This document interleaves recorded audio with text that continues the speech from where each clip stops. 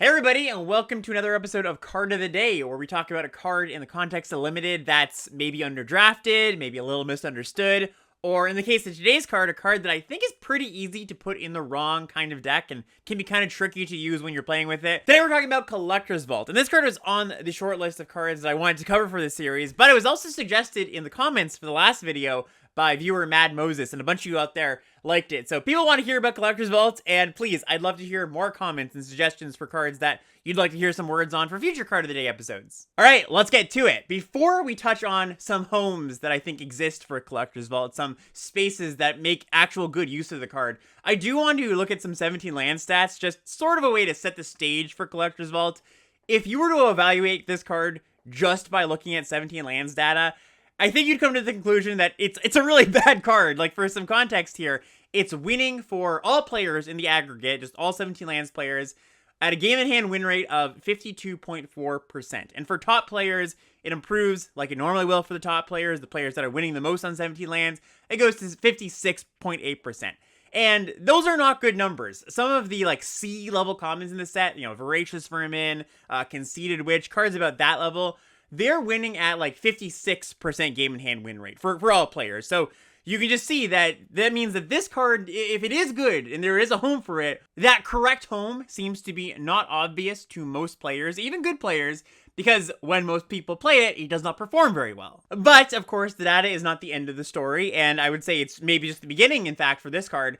Even with this card performing quite poorly, you still have defenders of this card, players that say it's been really good for them. And usually when accounting for anecdotal evidence, I'm pretty careful about whose opinion I put a lot of weight behind, because, anybody can just say anything about a Magic card. But when there are good players that like this card, for example, I know that LSV has said he's on occasion used this card to good effect. Ben from Lords of Limited loves this card. I know there's a few players who competed in Worlds last weekend, had some good things to say about this card. So I do think that there is something to it. Now, a common idea that often comes up when you have a card like Collector's Vault that isn't performing very well on 17 lands, but some players anecdotally have said that it's performed pretty well for them, is you have this idea of, well, maybe this card is good in certain decks, and people are just putting it in the wrong decks, and that's why it's performing so poorly in the aggregate.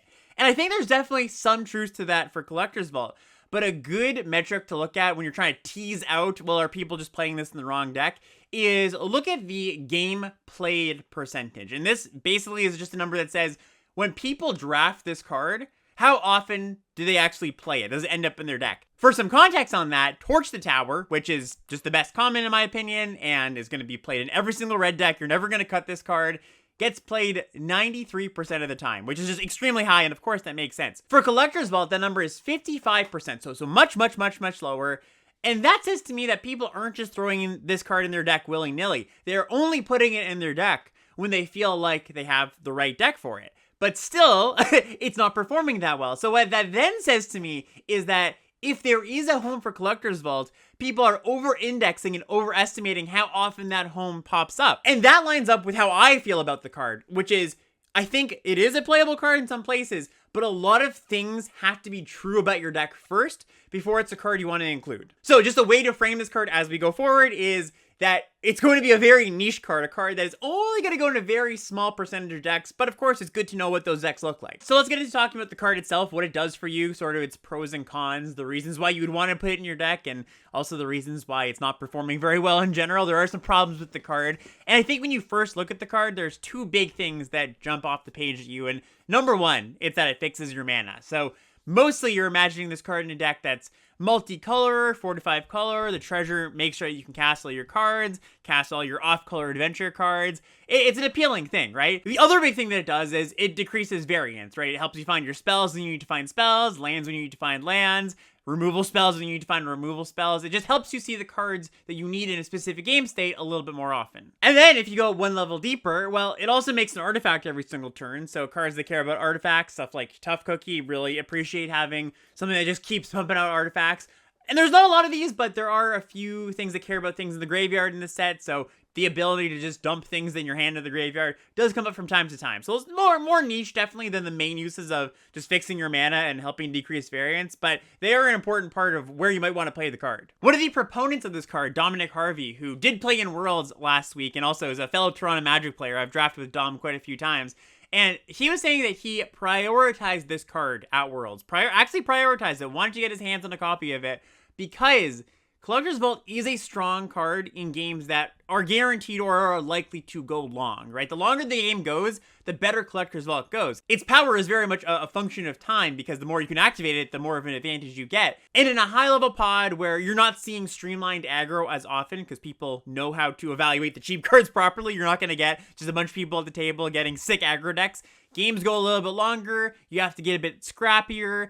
Collector's Vault's a card in that environment that does go up a little bit. And just giving you an example of the deck that Dom drafted, he drafted this blue-red deck that I actually think makes quite good use of Collector's Vault, because not only does it look like a grindy blue-red deck, but we're splashing here, right? We've got Goose Mother, we've also got the activation or the adventure on Decadent Dragon and Ibidane's Recruiter, and I expect this blue-red controlling deck to go till turn, 6, 7, 8, 9, 10, get good use of the Vault, filter yourself every single turn. So I think this is a good example of where you would want the card. You're going long, you have ways to stay alive, and you also have good cards to splash. You're getting incidental value, not just off actual off-color cards, but being able to cast the adventure side of your cards a little more often. So those are some of the pros of the card, but what are the downsides? Because I do think it has quite a few downsides, and one of the big ones is just, it's very bad when you're under pressure. I really don't want to overlook the fact that you're paying 2 mana to do nothing, just to get this on the battlefield, and then 2 mana to activate, and of course you get 1 of that mana back, but you don't always want to spend the treasure right away, and spending 1 mana even is still a cost. So the fact that if you're under any pressure at all, you often can't activate this, or activating this will maybe cost you, that 1 mana you spent to activate it will actually be the difference between casting what you needed to cast to stay alive and not. It means that you just can't play Collector's Vault early in the game against any amount of pressure. And I'm not talking about like a red aggro deck. I'm saying your opponent plays Monstrosity on turn 2. Do you feel comfortable playing Collector's Vault on turn 2? Probably not. You probably have to commit something to the board. And if your whole deck revolves around Collector's Vault and you're hoping that it was the thing that was going to help you cast all your cards, well, you might not be able to do that, right? You might just die before that happens. Another con of this card is it takes a long time for Collector's Vault to be worth the effort, to really pay you out, because you really need to be activating this, 4 or 5 times, I would say, before you're actually getting something. Because when you activate it, you're making a treasure, which could be give you a material advantage, but again, you're going down a mana. And looting is never going up a card. It's going up card selection, right? You're increasing the quality of your draw, but you're not actually going up a card. So this card doesn't generate you a resource unless you actually care about the treasure being an artifact, being a treasure, a piece of material you can use. So if you're not using the treasure for, activating your tough cookie or sacrificing to a grabby giant maybe to draw a card, then I would say it takes 4 or 5 activations for your card filtering to actually be worth a card. Like, no, worth a card is always weird when you're talking about looting, but I would say it takes about that much to feel like, hey, I actually got something worth the value of putting this card in my deck and activating it. And then another problem with the Vault is there's a lot of cards in the set that kind of do its job a little bit better. Vault is the all-in-one package, kind of the jack of all trades, master of none. But if you're looking for fixing, stuff like Prophetic Prism, stuff like Evolving Wilds, Brave the Wilds are probably going to fix you a little bit better. Evolving Wilds and Brave the Wilds are a little bit different because they lock you into a color. Prism does give you the 5 colors like Collector's Vault does. So I think if you are splashing just like 1 color, like your 2 colors in a splash, Collector's Vault's not the kind of fixing you want. You need it to be producing a bunch of different colors of mana, really pulling its weight, because there's just better fixing, more lower opportunity cost fixing. And then another issue with this card is there's a lot of cards in this set that do give you card advantage or filtering pretty well, even in colors that don't usually get it. You've got a bunch of scry in white with Hopeful Vigil and Stockpiling Celebrant. In red, you've got stuff like Grabby Giant, and there's just, this set is just littered with ways to see more cards, and I think every color gets that to some degree. So when you've got a card like Collector's Vault that offers you this thing, and there's other things that give it to you at a better rate, well, then you have to ask yourself, well, why are you actually playing the Collector's Vault? So I laid out kind of what this card does, the pros and cons. Let's get into the actual places where I think you want to play the Vault, or where it's a card you could consider. So I laid out a few problems with the card. Number 1, it's really, really bad under pressure. Number 2, if you're using it as fixing, you want to make sure you're fixing for all 5 or 4 colors, not just for, a little splash.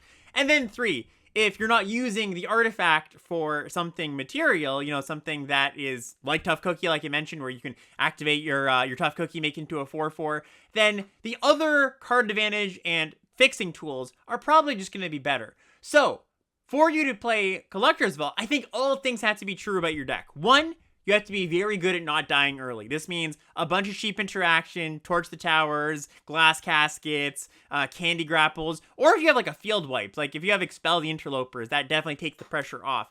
That's a place where I can see you playing it. So that's number one. You need to make sure, very, very sure you're not going to die early.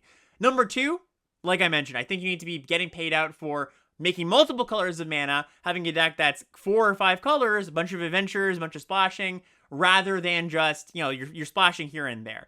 And then I'm also probably looking for an additional way to use either the discard outlet or the treasure, something that makes it just give that a little more oomph, right? Something that puts it over the top of the other options you could be playing in this slot. And I do actually have an example deck here, just as luck would have it. I drafted this in a coaching session with somebody just before I recorded this, and this is pretty close to the perfect kind of deck for Collector's Vault, where all 5 colors, base blue, white, but splashing black, green, and red. We have a lot of cheap interaction, double light blades, torch the tower, double glass casket, and we're a little bit light on ways to gain a material advantage by using the token, but we do have a lot of bargain cards, and that's probably the worst way to use it. I really want to be doing something a little bit better than that, but making a bunch of bargain fodder is not that bad when we've got, something like 6, 7, 8 bargain cards in this deck. That's still, I would count that still as a way to use the treasure. And then I want to just close out with a few cards that, if you do happen to have Collector's Vault in your deck, go up a little bit. I already mentioned Tough Cookie and Grabby Giant. Those are kind of the ones that you'll see at common and uncommon. Maybe there's 1 or 2 I missed in there, but those are the big ones,